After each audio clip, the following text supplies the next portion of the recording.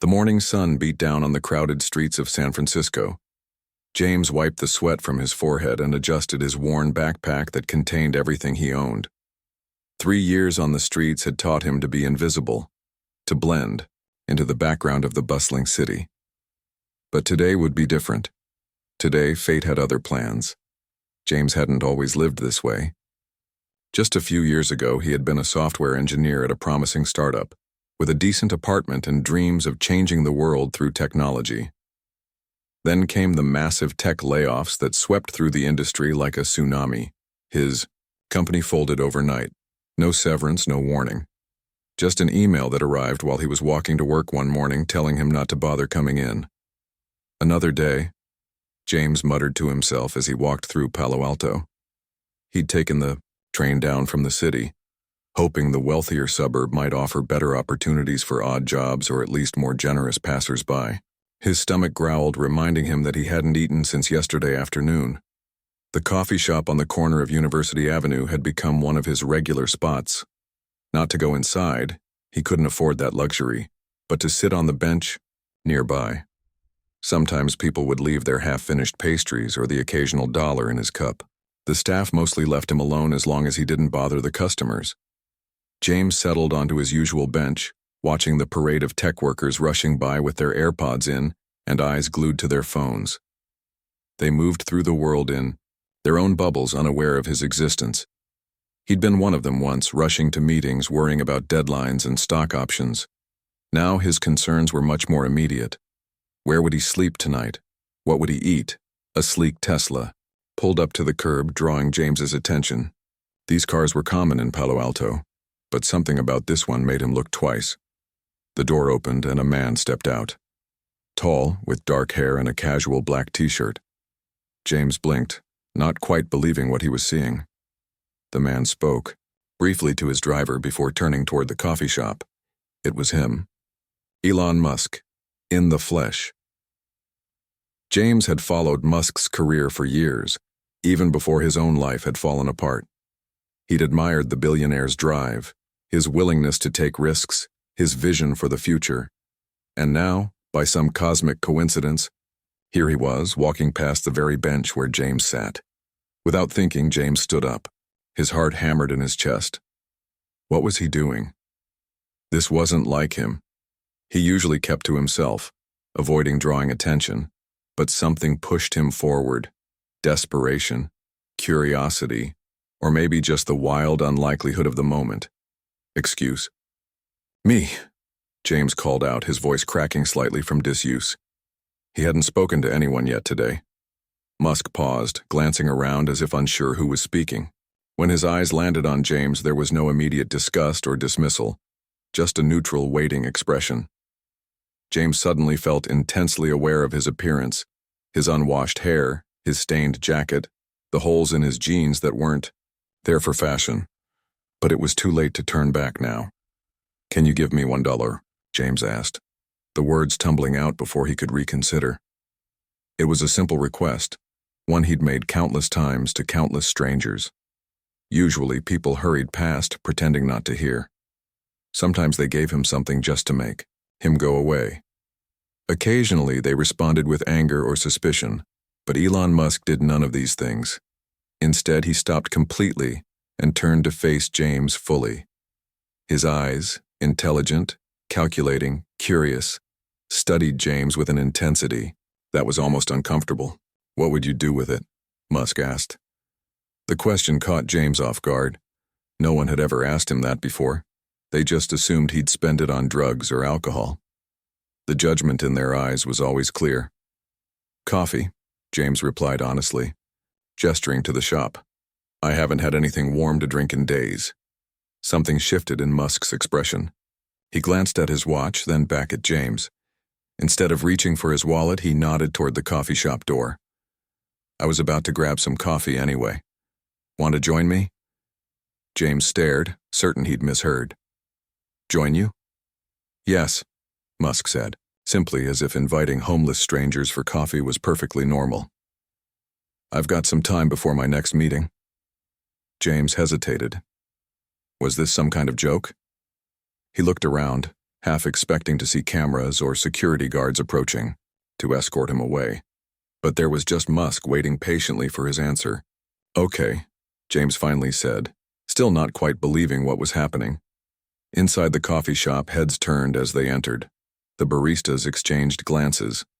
It wasn't every day that Elon Musk walked in, and certainly not with someone who looked like they lived on the streets. James felt the stares like physical pressure on his skin, but Musk seemed completely unbothered. "What would you like?" Musk asked, approaching the counter. "Just a plain coffee is fine," James said quietly, not wanting to take advantage of the situation. "And something to eat?"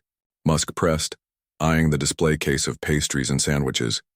James's stomach growled loudly in response, making a nearby customer glance over with raised eyebrows. James felt his face grow hot with embarrassment. "A sandwich would be amazing," he admitted. Musk ordered 2 coffees and several food items, then led James to a corner table away from the windows. As they sat down, James couldn't help but notice how surreal this moment was. Yesterday, he'd been digging through a trash can for something to eat. Today, he was having coffee with one of the richest men on the planet. "So," Musk said, pushing a sandwich across the table, "tell me your story." And surprisingly, James did. Perhaps it was the first warm meal in his stomach, or maybe it was just the unexpected kindness from a stranger, but the words began to flow. He told Musk about his former job as a software engineer, the specialized work he'd done in energy efficiency algorithms, and how quickly his life had unraveled after the layoffs. "The tech industry can be brutal," James explained, careful not to sound like he was complaining. "One day you're valuable, the next you're obsolete. I couldn't find another job fast enough to keep up with the rent in San Francisco. Once you lose your address, your phone, your professional appearance, well, it gets harder and harder to get back in." Musk listened intently, asking occasional questions that revealed a genuine interest rather than mere politeness. He didn't offer empty sympathy or platitudes about things getting better. Instead, he engaged with James's story on a practical level, as if it were a problem to be solved rather than a sad tale to cluck over. "What would you do if you could get back into tech?" Musk asked, stirring his coffee thoughtfully. James laughed, quietly. "I've had a lot of time to think about that, actually. When you don't have screens to distract you, your mind goes places." He hesitated, then continued. "I've been working on some ideas about improving battery efficiency for electric vehicles. Just theoretical stuff in my head. I know it sounds crazy." To his surprise, Musk leaned forward, clearly interested. "Tell me more about that." James blinked, momentarily thrown off balance. He'd expected polite dismissal, not genuine curiosity. But the opportunity to talk about his ideas he'd turned over in his mind for months with no one to share them with, was too tempting to pass up. As he began explaining his concept for reducing energy loss during rapid charging cycles, James felt something awakening inside him. The fog of day-to-day survival that had clouded his mind began to lift. Words and technical terms he hadn't used in years came back to him, and his hands moved animatedly as he spoke. Musk asked sharp, insightful questions that pushed James to elaborate on points he hadn't fully developed. It wasn't an interview or a test. It felt more like a collaboration between 2 engineers working on a shared problem. The coffee shop bustled around them, but in their corner time seemed to slow. James forgot about his ragged clothes and unwashed hair. For these moments, he wasn't homeless James. He was just an engineer discussing ideas with another engineer. When Musk's phone buzzed with a reminder, James was shocked to realize nearly 45 minutes had passed. The conversation had flowed so naturally that he'd lost track of time completely. "I need to head to my next meeting," Musk said, checking his phone. Then he looked up at James with an expression that was difficult to read. "But I want to continue this conversation." James nodded, assuming Musk was just being polite. This unexpected interlude would become just another strange memory from his life on the streets. The day he had coffee with Elon Musk. But Musk wasn't finished.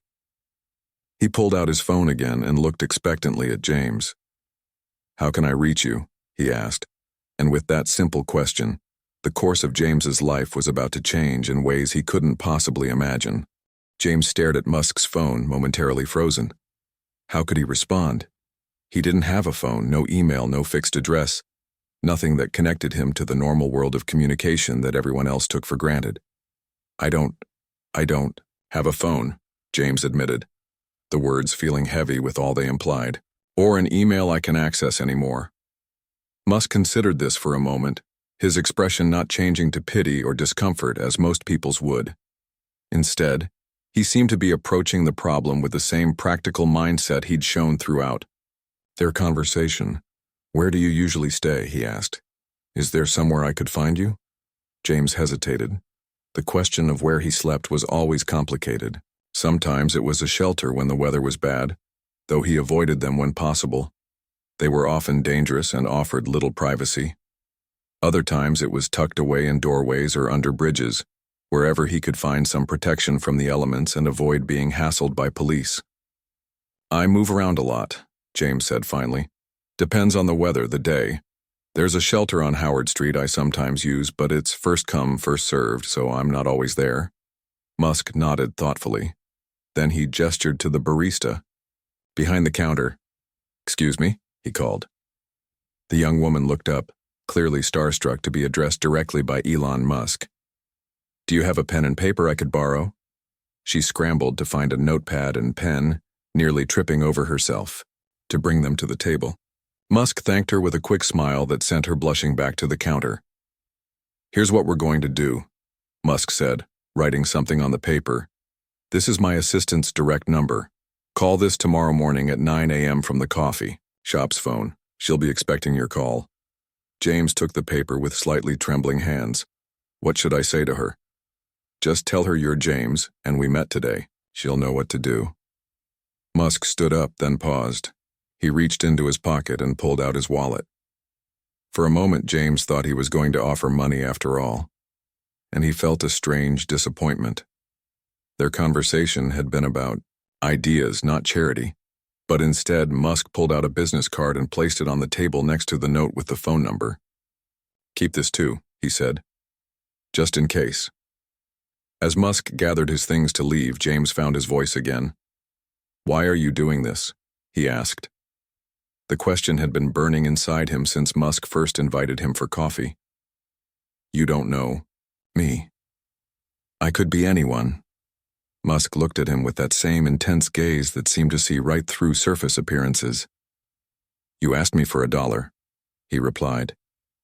But in our conversation, you showed me ideas worth much more than that. I'm not interested in giving handouts, James. I'm interested in solutions. And sometimes solutions come from unexpected places. He glanced at his watch. I really do have to go now. Remember, 9 a.m. tomorrow. With that, he was gone, leaving James sitting alone at the table with a half-eaten sandwich, a business card, and a phone number that might just be his way back into the world he'd lost. For several minutes, James just sat there, trying to process what had happened. The coffee shop hummed with activity around him. A few people still glanced his way occasionally, probably wondering what connection he could possibly have to Elon Musk. The barista who had provided the pen and paper approached his table. Can I get you anything else? She asked, her tone somewhere between curious and suspicious. James realized he was taking up a valuable table without buying anything new. In his former life, he would have ordered another coffee without thinking. Now it was a luxury he couldn't afford. No, thank you, he said, starting to gather his things. I should probably go. The barista glanced at the door where Musk had exited, then back at James.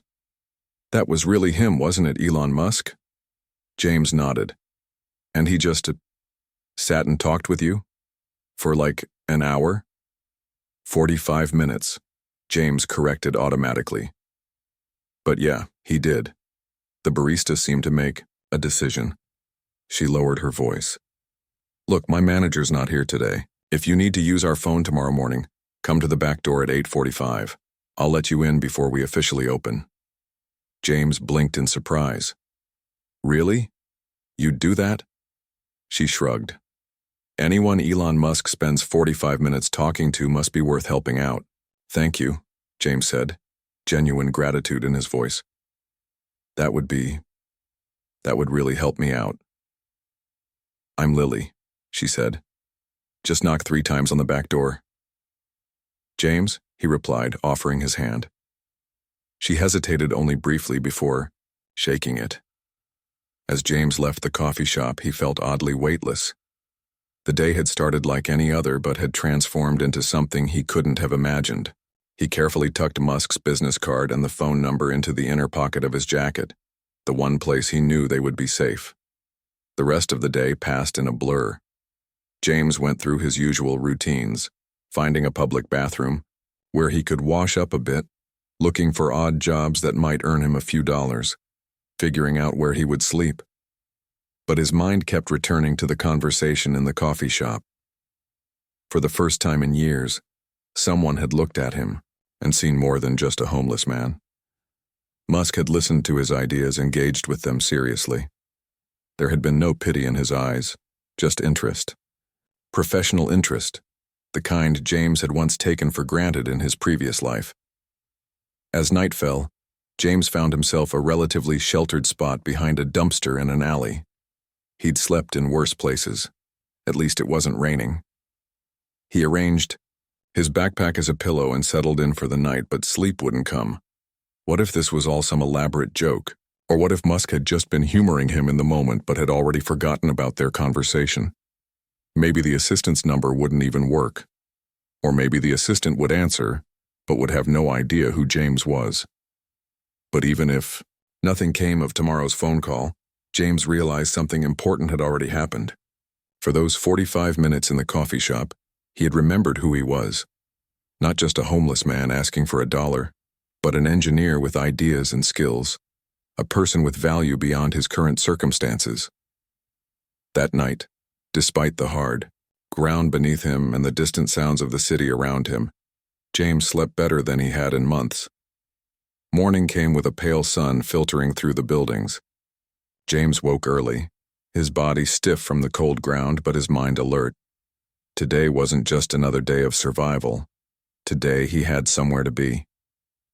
He made his way back to the coffee shop on University Avenue, arriving just before 8:30. He circled, around to the back where a single door was marked Employees Only. James checked his watch, an old Timex that somehow still worked after all these years. 15 more minutes. He paced nervously, rehearsing what he would say to Musk's assistant. Should he explain his situation? Would she already know? What exactly had Musk told her about him? At exactly 8:45, James approached the door and knocked 3 times as instructed. A moment later, Lily opened it, still putting on her apron. You came, she said, sounding slightly surprised. I said I would, James replied. She led him through the back of the coffee shop, past stacks of supplies in a break room, to a small office. You can use the phone in here, she said, pointing to an old landline on the desk. I've got to help set up, but take your time. Just come out when you're done. Thank you, Lily, James said. I really appreciate this.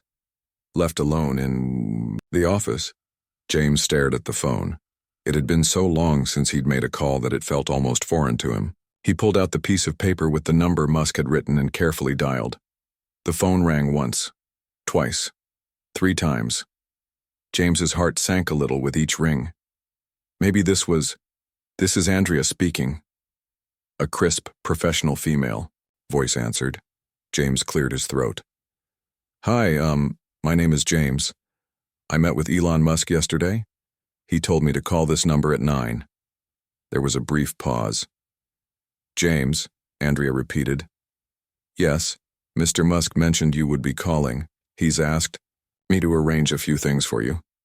James exhaled a breath he hadn't realized he'd been holding. He did? Yes. First, he's arranged for you to have a room at the Clement Hotel in Palo Alto for the next week. It's a short walk from where you are now. You can check in immediately. They're expecting you. There will be some clean clothes waiting for you there as well. James was stunned into silence. A hotel room? Clean clothes? Are you still there, James? Andrea asked after his prolonged silence. Yes, Sorry, he managed. I'm just surprised. Mr. Musk was quite impressed with your conversation yesterday, Andrea continued. He's arranged for you to meet with some members of the Tesla engineering team tomorrow afternoon. But before that, he thought you might need some time to settle in. The careful choice of words wasn't lost on James. Musk had understood that James would need time to shower, rest, adjust, to feel human again before meeting with engineers. That's very thoughtful, James said, his voice slightly thick with emotion. There's a prepaid card waiting for you at the hotel as well, for meals and any essentials you might need, Andrea added. Do you have any questions? James had 1,000 questions, but they all seemed to tangle in his mind. I guess what happens after the week is up? Mr. Musk suggested we take things one step at a time, Andrea replied. For now, focus on resting and preparing for tomorrow's meeting. The engineering team is genuinely interested in hearing more about your ideas on battery efficiency. As James hung up the phone, he sat back in the chair overwhelmed. Yesterday, he'd asked a billionaire for $1. Today, he was being sent to a hotel and given a chance to present his ideas to Tesla engineers. He stepped out of the office to find Lily waiting for him. How did it go? She asked, curious. James smiled, a real smile that felt strange on his face after so many months of struggle. It went good. Really good. Lily grinned. I knew it. Something big, right? Maybe, James said, not wanting to jinx anything. But at least something different. As he left the coffee shop and headed toward the hotel address Andrea had given him, James couldn't help but think about how life could change in an instant. Sometimes for the worse, like when he'd lost his job. But sometimes, just sometimes, for the better, like when he'd gathered the courage to ask Elon Musk for $1. The Clement Hotel was unlike anything James had experienced before. As he approached the sleek building, he felt woefully out of place in his worn clothes and with his weathered backpack. The doorman gave him a once-over, but to his credit, maintained a professional demeanor. Can I help you, sir? The doorman asked. My name is James, he said, his voice catching slightly. I believe there's a room reserved for me. The doorman's expression shifted from skepticism to recognition. Ah, yes, Mr. James, we've been expecting you. Please follow me. Inside, the lobby gleamed with marble floors and tasteful modern art. James tried not to stare too obviously at the luxury surrounding him. A friendly woman at the front desk greeted him with a warm smile. Welcome to the Clement, Mr. James. Everything has been arranged for your stay. She handed him a key card. You're in our executive suite on the 5th floor. Your packages have already been delivered to your room. Packages? James nodded as if this was all perfectly normal and followed a staff member to the elevator. As the doors closed, he caught a glimpse of himself in the mirrored wall and barely recognized the man staring back. His beard had grown wild, his hair was matted, and his clothes hung loosely on his thin frame. How had he ended up here in this luxury hotel, when just yesterday he'd been digging through trash for food? The suite was larger than the entire apartment he'd once lived in. Floor-to-ceiling windows offered a stunning view of Palo Alto. A king-sized bed dominated one wall, and a sitting area with plush sofas faced a large television. But what caught James's attention were the boxes and garment bags arranged neatly on the bed. Will you be needing anything else, sir? The staff member asked from the doorway. James shook his head, still taking in the surroundings. No, thank you. Very well. There's a dining menu on the desk. All meals are included in your stay. Just dial 0 if you need anything at all. When the door closed, James stood motionless in the center of the room. The silence was disorienting after years of constant street noise. He approached the packages cautiously as if they might disappear if he moved too quickly. The first box contained toiletries, high-quality shampoo, conditioner, razor, shaving cream, toothbrush, toothpaste, and various other items. The second held underwear, socks, and t-shirts, all in his size. The garment bags revealed several pairs of jeans, casual shirts, a jacket, and even a simple suit. On the desk, as Andrea had promised, was an envelope containing a prepaid card and a note. For essentials, meeting tomorrow at Tesla HQ 2 p.m. Car will pick you up at 1:30 a.m. James ran his fingers over the soft fabric of a new shirt, overwhelmed by the thoughtfulness of these provisions. It wasn't just charity, it was dignity. Musk had given him what he needed to walk into a meeting as an equal, not as someone to be pitied. The bathroom called to him like a siren song. James couldn't remember the last time he'd had a proper shower with hot water and privacy. Public bathrooms and occasional shelter showers had been his only options for years. He turned on the water as hot as he could stand it and stepped in, watching as months of grime swirled down the drain. He washed his hair 3 times before it finally felt clean. After his shower, James stood in front of the bathroom mirror with a razor in hand. The face staring back at him was gaunt but familiar. A ghost of his former self emerging from behind the wild beard. Carefully, he began to shave, revealing his jawline for the first time in years. Dressed in new clothes that actually fit, hair trimmed with the hotel's complimentary scissors, James hardly recognized himself. The transformation wasn't just physical. Standing straighter with clean skin and fresh clothes, he felt human again, like someone who deserved to be seen, to be heard. He ordered a simple meal from room service, a burger and fries, nothing fancy. But when it arrived on fine china, with a cloth napkin, he nearly wept at the simple pleasure of hot, fresh food eaten at a proper table. He savored every bite, eating slowly to make sure his stomach, unaccustomed to regular meals, could handle it. That night, as he lay in the king-sized bed with its soft sheets and plush pillows, sleep didn't come easily despite the comfort. His mind raced with thoughts of tomorrow's meeting. What would the engineers be like? Would they take him seriously? Would his ideas hold up under professional scrutiny after years without resources to develop them? But beneath the anxiety was a spark of excitement he hadn't felt in a very long time. Tomorrow, he would be an engineer again, not just a homeless. Morning arrived with golden light streaming through the windows James had forgotten to close. He ordered breakfast, scrambled eggs, toast, orange juice, and spent the hours before the meeting reviewing his ideas in his head. Without paper to sketch on for so long, he'd developed an incredible mental discipline, able to visualize complex systems and run calculations entirely in his mind. At precisely 1:30 p.m., the front desk called to let him know his car had arrived. James took one final look at himself in the mirror, straightened his collar, and headed downstairs.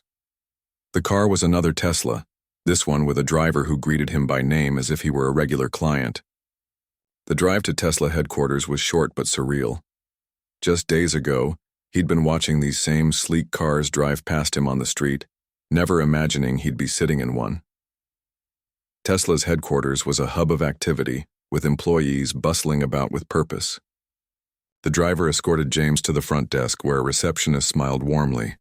"Mr. James? The team is waiting for you in conference room B. Let me show you the way." As they walked through the building, James couldn't help but feel like an imposter. Any moment now, someone would point at him and say there had been a mistake, that he didn't belong here. But no one did. The receptionist led him to a glass-walled room where 4 people sat around a table. "Your 2 o'clock is here," she announced, opening the door for James. The engineers looked up with curious expressions. One man, middle-aged with salt and pepper hair and glasses, stood and extended his hand. "James, I'm Tom, head of battery development. Elon told us we needed to meet you." He gestured to the others around the table.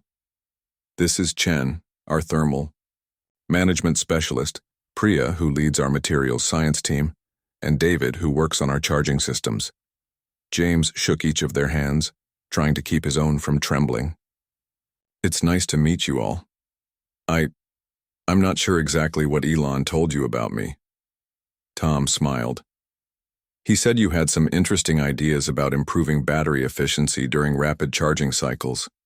Said you explained it to him in terms even he could understand, which is saying something." He gestured to an empty chair. "Please sit down, we're eager to hear more." And so, for the second time in 3 days, James found himself explaining his ideas to people who actually wanted to listen. This time, however, He was speaking to experts who could immediately grasp the implications of what he was suggesting.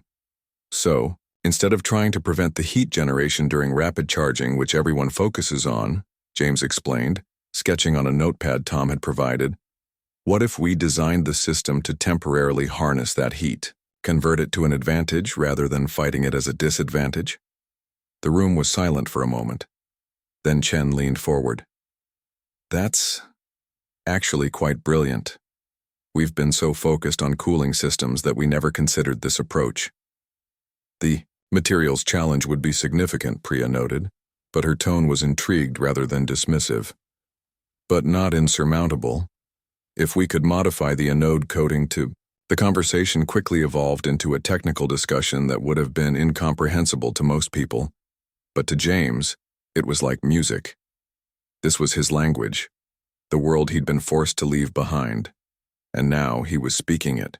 Again, contributing ideas that these brilliant people were taking seriously. 2 hours passed in what felt like minutes. The whiteboard was filled with diagrams and equations. Coffee cups were emptied and refilled. And slowly, what had begun as James's theoretical concept was taking shape as something potentially groundbreaking. We need to run some simulations, David said finally, but I think this could significantly improve charging times while extending battery life. It's a win-win. Maybe that was the point of Musk's proposed program.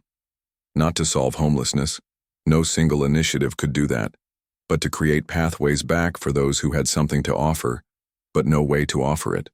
To recognize that talent and potential existed everywhere, even in the unlikeliest places. As James finally left the office and began the short walk to his apartment, the cool night air felt good against his face. He passed a man huddled in a doorway, a cardboard sign propped beside him. James stopped, took out his wallet, and placed several bills in the man's cup.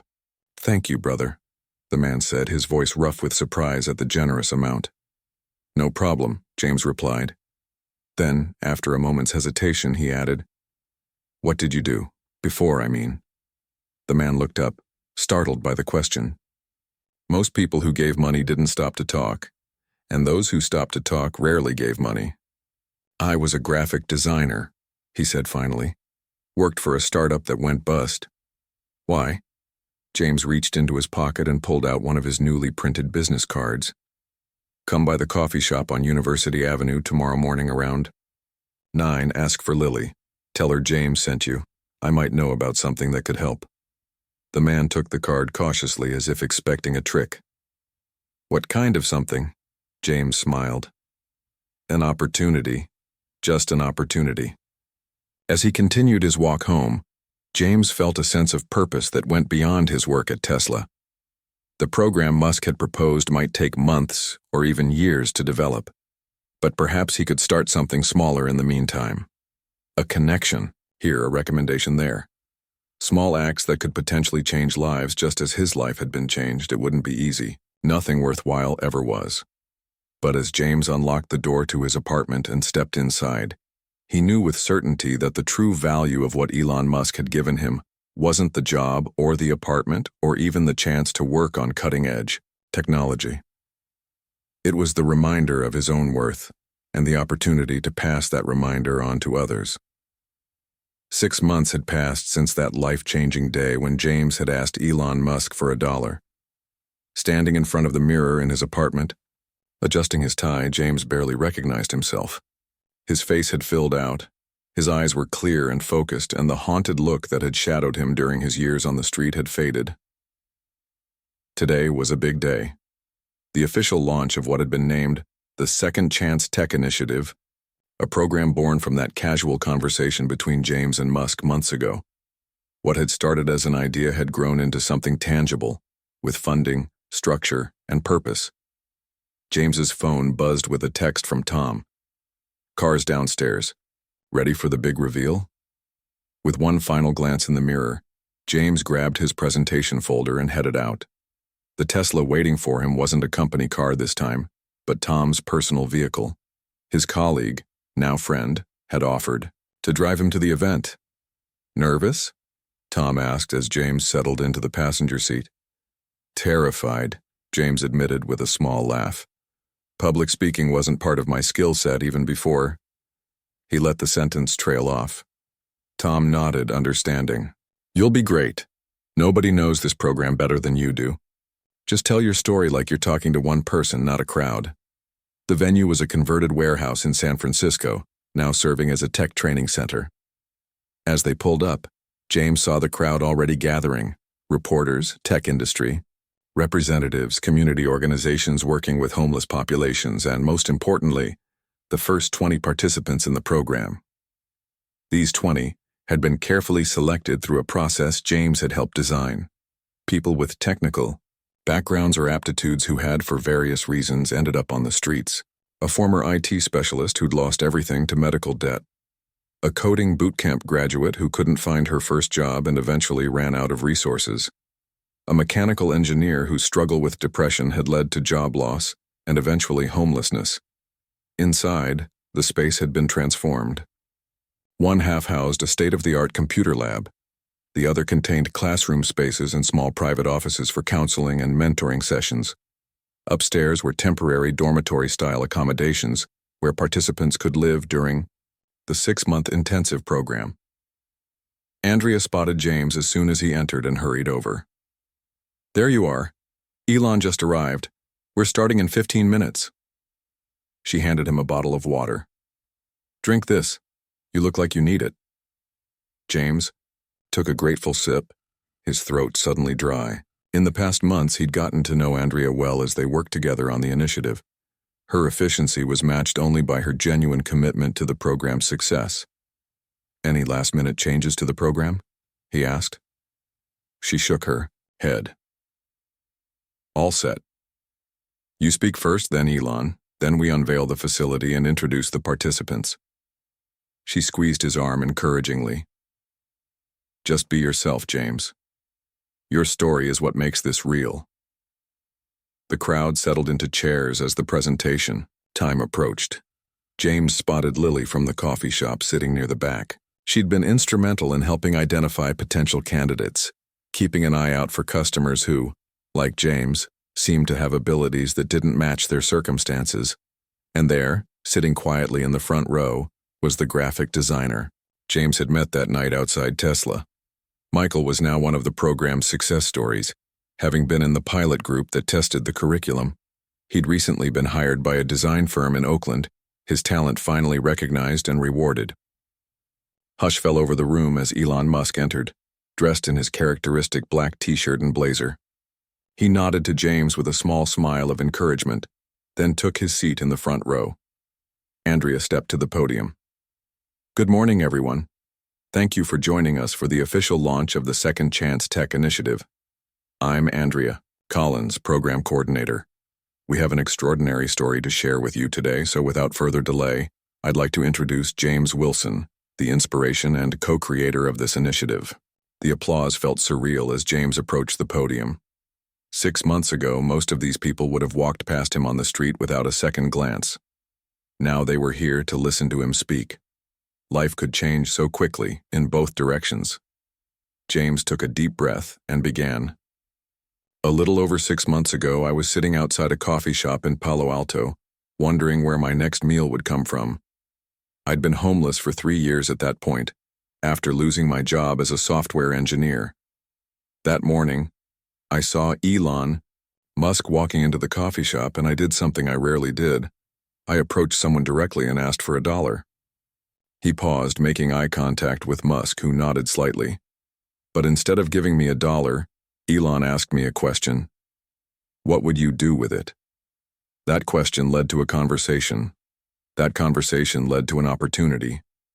And that opportunity led to the program we're launching today. For the next 15 minutes, James told his story, not glossing over the harsh realities of his time on the streets, but not dwelling on them either. He explained how the experience had shown him that homelessness wasn't always about addiction or mental illness, though those were serious issues that needed addressing. Sometimes it was just about bad luck, about systems that didn't allow for recovery once you fell through the cracks. The Second Chance Tech Initiative isn't about charity, James emphasized, echoing Musk's words from their first meeting. It's about recognizing untapped potential and creating pathways back for those who have valuable skills to contribute. It's about seeing people for what they can offer, not just for their current circumstances. He explained the program's structure: 6 months of intensive technical training to update skills, combined with stable housing, mental health support, professional development, and eventual job placement with partner companies. This won't solve homelessness, James acknowledged.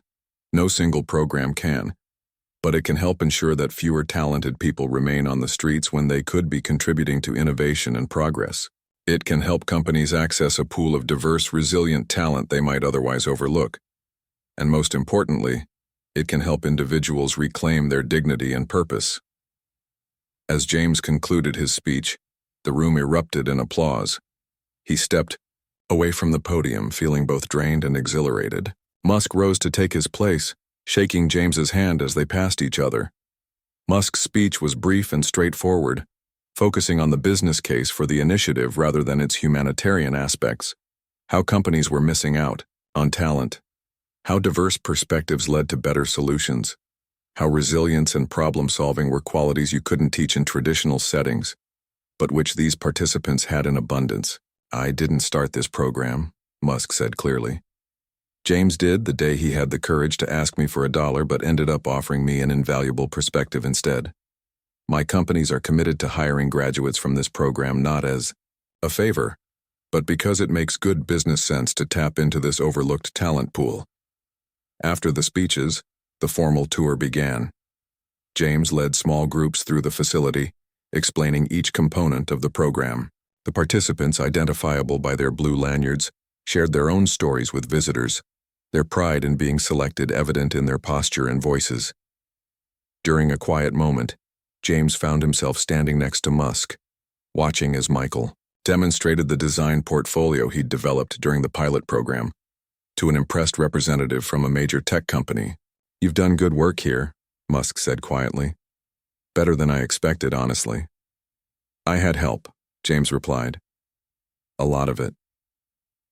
"Everyone needs help," Musk said. "The myth of the self-made success is just that, a myth. We all stand on the shoulders of others. The question is what we do with the help we receive." Before James could respond, a young woman approached them hesitantly. Her blue lanyard identified her as one of the new program participants. "Mr. Wilson, I just wanted to say thank you. When I was living in my car, I never thought I'd have a chance to use my coding skills again. This program, it's like someone finally seeing me for who I really am, not just my situation." James smiled, remembering exactly how that felt. "That's the whole point, Lisa. And please, call me James." As the event continued around them, James took a moment to truly absorb what had happened in these 6 months. From a homeless man begging for change to the co-creator of a program that might change hundreds of lives. From invisibility to impact. Later, that evening, after the crowds had dispersed and the participants had settled into their new temporary home, James returned to the coffee shop where it had all begun. Lily was working the late shift. "How'd it go?" she asked, sliding his usual coffee across the counter. "Better than I could have imagined," James replied. 20 people starting the program today. If even half of them complete it successfully, that's 10 lives transformed. Plus all the people they'll help in turn, Lily pointed out. "Ripple effects, you know?" James nodded, thinking about Michael, who was already talking about starting a design mentorship program for at-risk youth once he was more established in his new job. About Lisa, whose determination reminded him so much of himself. About all the others whose stories were just beginning to unfold. As he sipped his coffee, James glanced out the window to the bench where he'd once sat, desperate and hopeless. A young man was sitting there now, hunched against the evening chill, a cardboard sign propped against his backpack. James caught Lily's eye. "Do we have an extra sandwich or something?" She smiled knowingly and began preparing a coffee and sandwich. "Going to change another life today?" James shook his head. "Probably not, but you never know when a simple conversation might be the beginning of something bigger." He paid for the items, leaving a generous tip as always, and headed outside. The young man looked up warily as James approached. "Hey," James said, holding out the coffee and sandwich. "Thought you might be hungry." The man accepted them cautiously. "Thanks, man." James sat down on the bench beside him. "I used to sit right here, about 6 months ago." He paused. "What's your story?" And as the young man began to speak, James listened with the same attention Elon Musk had once given him. Because sometimes the most valuable thing you can offer someone isn't a dollar or even an opportunity. Sometimes it's simply the recognition that they have a story worth hearing.